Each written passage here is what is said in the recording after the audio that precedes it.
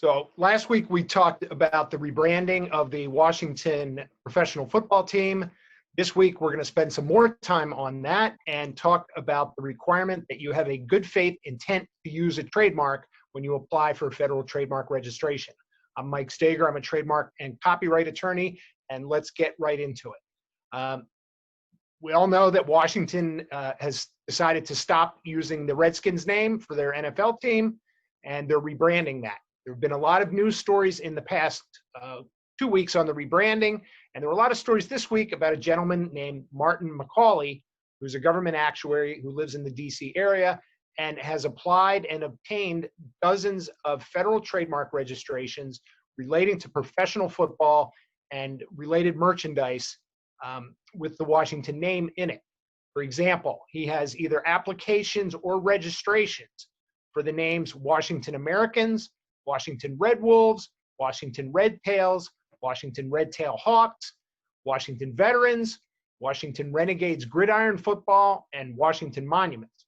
Those are all just for professional football, and he has other names and related names for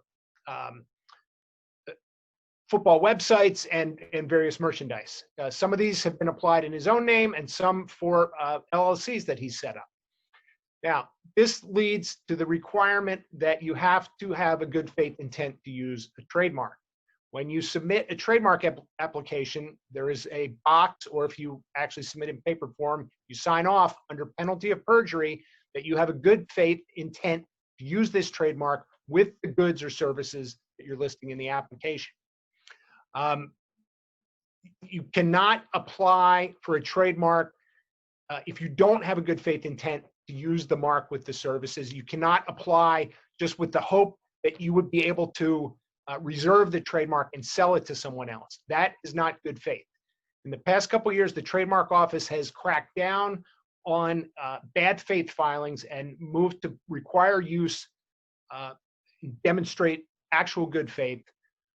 Primarily, this is done to prevent foreign individuals and companies, mostly from China, from coming in and trademark squatting and reserving trademarks, hoping to sell them off to actual good faith, legitimate brand owners.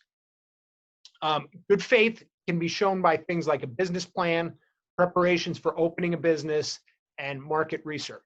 But if the applicant files an application in bad faith, in addition to the application possibly being rejected, the applicant can be liable for perjury, and there can possibly be sanctions against an attorney who assists with such an application.